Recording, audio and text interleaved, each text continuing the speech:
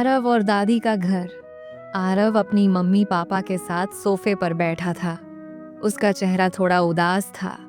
Mummy उसके लिए एक छोटा सा बैग पैक कर रही थी। आज रात तुम दादी के घर रुकोगे, मम्मी ने प्यार से कहा। आरव उदास था। उसके पापा ने उससे कहा, बेटा तुम्हारी दादी को तुम्हारी बहुत याद आ रही है और हमें भी कहीं जाना है, इसीलिए तुम वहां दादी के घर मजे करना। यह एक छोटा सा रोमांच होगा। लेकिन आरव को अपने घर की बहुत याद आ रही थी। कुछ घंटों के सफर के बाद वे दादी के घर पहुंच गए। जैसे ही वे पहुंचे, दादी ने दरवाजा खोला और एक बड़ी गर्मजोशी भरी मुस्कान के साथ आरव को गले लगा लिया। आरव को थोड़ा अच्छा लगा, लेकिन वह अभी भी शांत था। फिर आरव के मम्मी पापा दादी से मिलकर आरव को वहीं छोड़कर निकल गए। दादी ने आरव को उसका रूम दिखाया। वहां एक छोटा सा बेड था जिस पर ढेर सारे नरम तकिए और एक सितारों वाला कंबल था। साथ ही कई सुंदर खिलौने और एक छोटा सा पियानो भी था। आरव ये सब देखकर बहुत खुश हुआ। फिर दादी रसोई की ओर गईं। पीछे पीछे आरव भी आ गया। दादी ने कहा, चलो हम तुम्हारी पसंदीदा कुकीज बनाते हैं। आरव की आंखें चमक उठीं। उसने आटे को मिलाने में दादी की मदद की।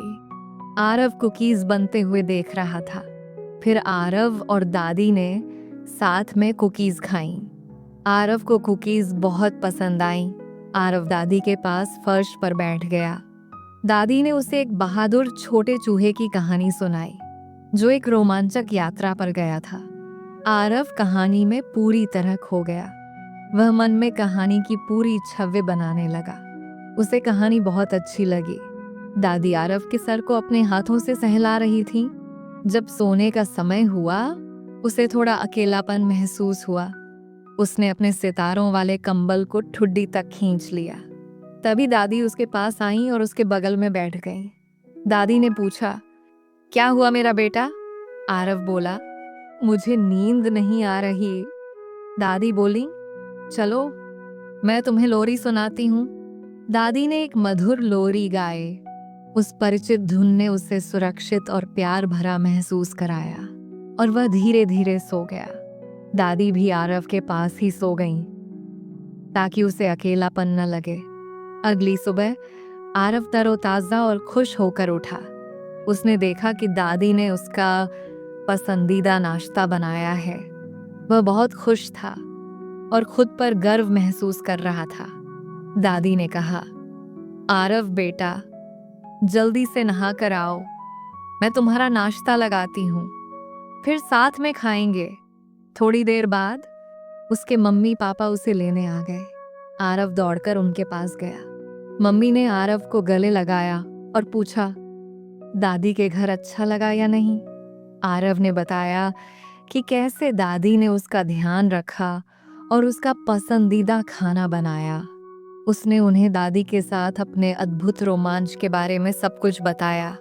पापा ने मुस्कुराते हुए आरव से हाई फाइव किया। आरव को पता था कि भले ही वह घर से दूर था, लेकिन वह हमेशा प्यार से घिरा हुआ है और दादी का घर प्यार से भरा उसका दूसरा घर है। दादी उदास थीं, क्योंकि थोड़ी देर में आरव वहां से चला जाएगा। साथ ही अब आरव भी दादी के पास रहना चाहता था। लेकिन मम्मी पापा ने आरव से वादा किया, तुम स्कूल की सारी छुट्टियों में दादी के घर रह लेना। अब दादी और आरव दोनों खुश थे। वीडियो देखने के लिए आपका दिल से धन्यवाद। अगर आपको यह कहानी अच्छी लगी हो तो वीडियो को लाइक और शेयर ज़रूर करें और ऐसी ही और कहानियों के लिए हमारे चैनल गपशपीफाई को सब्सक्राइब करें।